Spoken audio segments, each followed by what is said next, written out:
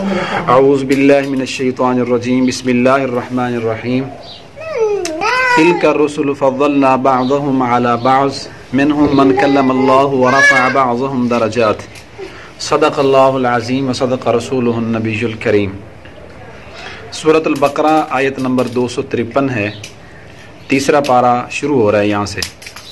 ترجمہ سماعت کیجئے۔ تلک الرسل فضلنا بعضهم على بعض، یہ جو انبیاء کی جماعت ہے، یہ جو مرسلین ہیں، اللہ کے بھیجے ہوئے رسول، فضلنا بعضهم على بعض، ان میں سے بعض کو بعض پر ہم نے فضیلت بخشی ہے، فوقیت بخشی ہے۔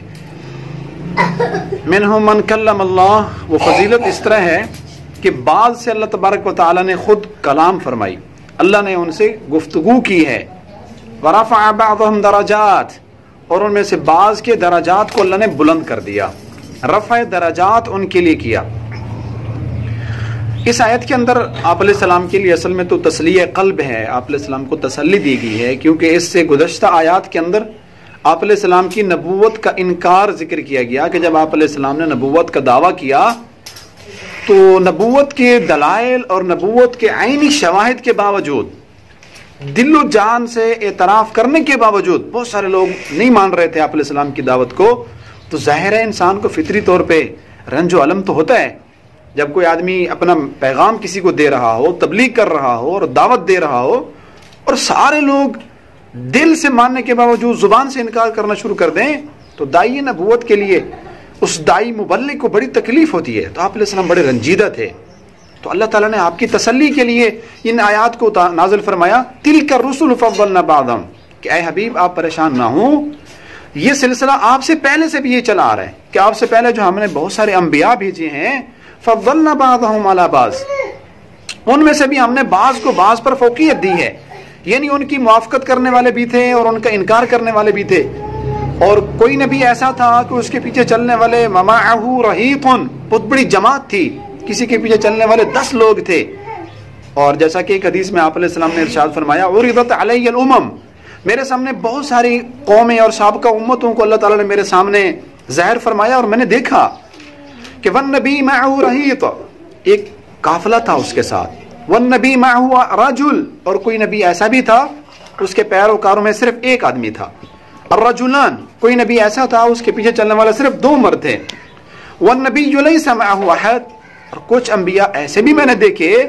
کہ جن کے ساتھ چلنے والا کوئی نہیں تھا۔ تو اے حبیب آپ بھی پریشان نہ ہوں، یہ نبی کی موافقت کرنا، نبی کی بات کا انکار کرنا، یہ آج سے نہیں، یہ آپ سے پہلے جب سے سلسلہ نبوت چلا آ رہا ہے، تو یہ تو تب سے سلسلہ آ رہا ہے، آپ پریشان نہ ہوں، آپ غم اور رنج والی کیفیت میں نہ آئیں۔ فَمِنْهُمْ مَنْ كَلَّمَ اللَّهُ وَرَفَعَ بَعْضَهُمْ دَرَجَاتٍ، اور پھر یہ اجمال تھا، اللہ تعالیٰ نے فرمایا کہ ہم نے بعض انبیاء کو بعض کے اوپر فضیلت دی ہے، اب آگے اس کی تفصیل ہے۔ مِنْهُمْ مَنْ كَلَّمَ اللَّهُ، اللہ پاک فرماتے ہیں کہ وہ فضیلت اس طرح ہے کہ بعض انبیاء تو ایسے ہیں کہ ان کے ساتھ اللہ نے براہ راست ان سے گفتگو کی، ڈائریکٹ اللہ نے ان سے کلام کیا، جیسے کہ موسیٰ علیہ السلام، وہ کلیم اللہ ہیں، اللہ تعالیٰ نے ان کے ساتھ براہ راست گفتگو کی۔ اور صحیح ابن حبان کی روایت ہے کہ حضرت آدم علیہ السلام سے بھی اللہ تعالیٰ نے کلام فرمائی ان کے دنیا میں آنے سے پہلے، اور خود جب آقا علیہ الصلوۃ والسلام کو اللہ تعالیٰ نے معراج کروایا تو آپ علیہ السلام سے بھی اللہ تعالیٰ نے عرش کے اوپر خود ڈائریکٹ اللہ تعالیٰ سے گفتگو کی اور کلام کیا آپ علیہ السلام سے۔ تو منہم من کلم اللہ، تو وہ فضیلت یہ ہے کہ بعض سے اللہ تعالیٰ نے گفتگو کی ہے، یہ اللہ تعالیٰ کی خصوصی فضیلت ہے، اور یہ بعض انبیاء کو یہ فضیلت حاصل ہے۔ ورفع بعضهم درجات، اور ان انبیاء میں سے کچھ نبی رسول ایسے ہیں جن کے درجات کو اللہ نے مزید بلند کر دیے ہے، رفع درجات ہے، ان میں تفاضل ہے۔ دیکھیں، ایک ہے وصف نبوت، وصف رسالت، اس میں تو تمام انبیاء برابر ہیں، اور نبوت اور رسالت سب کے اندر یکساں برابر ہے، لیکن اللہ تعالیٰ نے انبیاء کے اندر درجات کی بلندی رکھی ہے، کسی کا درجہ زیادہ ہے اور کسی کا کم ہے، جیسا کہ 5 انبیاء کے بارے میں آتا ہے، قرآن مجید میں بھی ہے، اس کی تفصیل ہے کہ وہ افضل 5 انبیاء افضل، نوح علیہ السلام، ابراہیم علیہ السلام، موسیٰ علیہ السلام، حضرت عیسیٰ علیہ السلام۔ تو اسی طرح رفع درجات تو انبیاء کے درمیان ہے، اور ان میں سب سے زیادہ فضیلت کلی جس انسان کو یا جس نبی کو حاصل ہے وہ ہے خاتم الانبیاء جناب محمد الرسول اللہ صلی اللہ علیہ وسلم، کہ آپ کو اللہ تعالیٰ نے گزشتہ تمام انبیاء کے اوپر فضیلت دی ہے اور فضیلت کلی دی ہے، اور باقی انبیاء کو جو فضیلت ہے بعض پر ہے تو وہ فضیلت جزوی ہے، اور آپ علیہ السلام کو فضیلت کلی حاصل ہے۔ لیکن یہاں ایک اشکال ہوتا ہے اس آیت پر کہ اللہ تعالیٰ فرما رہے ہیں وَرَفَعَ بَعْضَهُمْ دَرَجَاتٍ، کہ بعض کے درجات کو اللہ تعالیٰ نے خود بلند کر دیا اور بعض کا درجہ دوسرے سے کم ہے، کسی کا زیادہ ہے، تو اس سے معلوم ہوتا ہے کہ انبیاء میں رفع درجات ہے، تفاضل ہے، ایک دوسرے پر فوقیت ہے۔ لیکن ایک حدیث میں آتا ہے کہ آپ علیہ السلام نے فرمایا لا ينبغي لأحد ان يقول انا خیر من یونس ابن متى، کہ کسی شخص کے لیے، میرے کسی امتی کے لیے یہ جائز اور مناسب نہیں ہے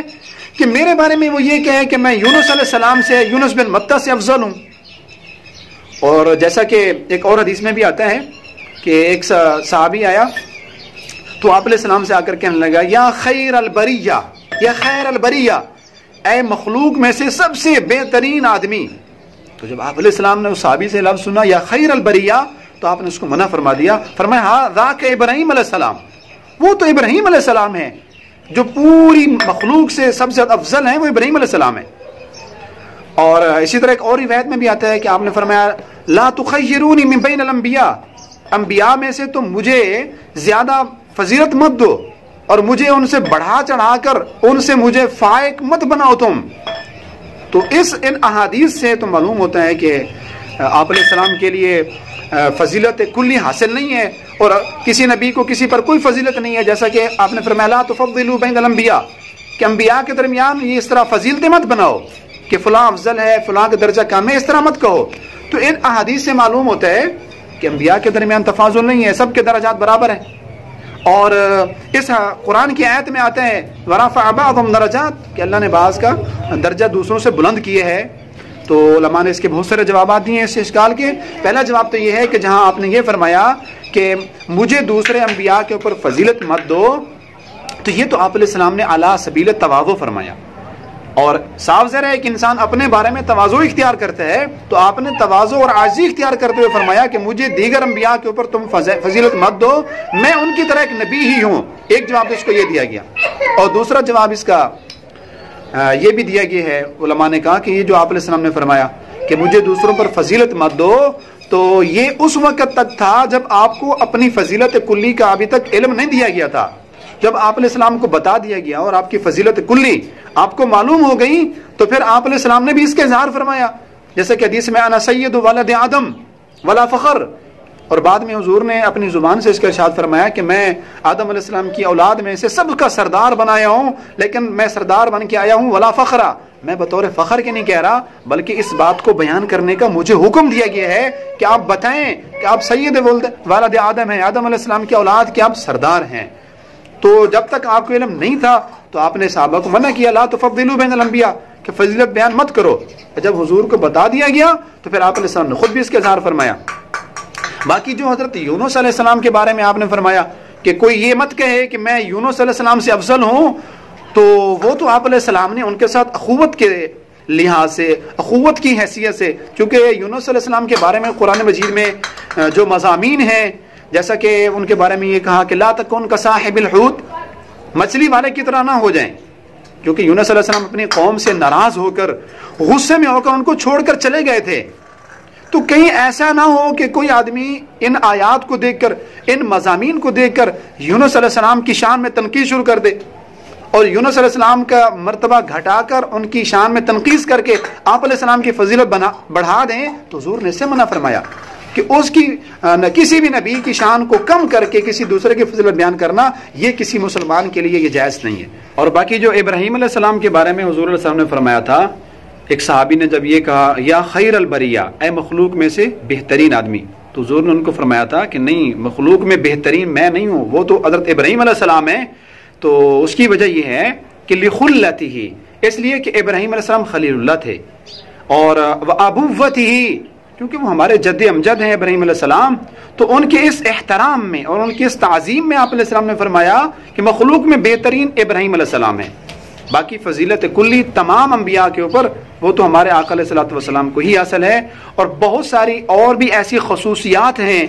اور بہت سارے ایسے کمالات ہیں، بہت سارے ایسے اوصاف ہیں جن کی وجہ سے ہمارے آقا کو دیگر تمام انبیاء کے اوپر فضیلت حاصل ہے. جیسا کہ ایک حدیث میں آتا ہے کہ آپ نے فرمایا کہ اللہ تعالیٰ نے مجھے 5 چیزیں ایسی دی ہیں لم یعطہن احد قبل، کہ مجھ سے پہلے وہ کسی کو نہیں دی گئی. اور ایک اور حدیث میں آپ نے فرمایا فضلت علی سائر الانبیاء ب6، کہ مجھے 6 چیزوں کی وجہ سے دیگر تمام انبیاء کے اوپر فضیلت دی گئی ہے. دیکھیں ہمارا جو دین اسلام ہے وہ ہمیں اعتدال کی تعلیم دیتے ہیں. آپ علیہ السلام نے ہر مسلمان کے لیے لازمی قرار دے دیا کہ اگر تم نے محمدی بننا ہے، محمدی، تو محمدی بننے کے لیے پہلے تمہیں موسوی بننا پڑے گا، پہلے تمہیں عیسوی بننا پڑے گا، سلیمانی اور داودی بننا پڑے گا. یعنی جتنے بھی انبیاء پہلے گزرے ہیں ان سب کے اوپر ایمان اگر ہم لائیں گے، ان سب کی نبوت رسالت کو برحق مانیں گے، پھر ہم محمدی بن سکتے ہیں، پھر ہم صحیح معنی میں مسلمان بن سکتے ہیں. اور یہ اعتدال اسلام کے علاوہ اور کسی مذہب میں نہیں ہے. یہودیت کے لیے یہودی بننا ہی کافی ہے، یعنی صرف عیسیٰ علیہ السلام پر ایمان لانے سے ہی آدمی یہودی بن جاتا ہے، دوسرے انبیاء کو چاہے وہ نہ بھی مانے. اور عیسائیت کے لیے صرف عیسائی بننا، عیسیٰ علیہ السلام کو ماننا ہی کافی ہے، دوسرے انبیاء کی تنقید کریں، تکفیر کریں تو پھر بھی وہ عیسائی رہتے ہیں. لیکن محمدی بننے کے لیے، مسلمان بننے کے لیے ضروری ہے کل آمن باللہ و ملائکتہ و رسلہ،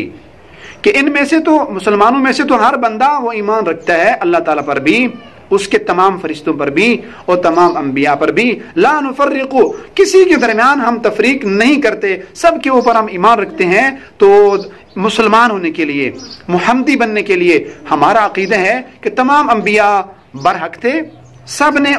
اللہ تعالیٰ نے جو ان کے ذمہ ڈیوٹی لگائی تھی، جو ان کے فرائض منصبی تھے، سب نے ان کو پورا ادا کیا. اور اللہ کی توحید کا جو ایک یکسانیت کا مشترکہ پیغام تھا، اس میں سب انبیاء برابر ہیں اور سب نے اپنی قوم تک، اپنی امت تک یہ میسج دیا تھا. اس لیے اس مسئلہ تفاضل انبیاء کے اندر ہمیں اعتدال کی تعلیم دی گئی ہے کہ ہم ایمان تو تمام انبیاء پر لیں گے لیکن عمل اپنے آخری نبی کی شریعت پر ہی کریں گے. اللہ تبارک و تعالی ہمیں قرآن مجید کو صحیح سمجھنے اور اس پر عمل کرنے کی توفیق عطا فرمائے. والسلام علیکم.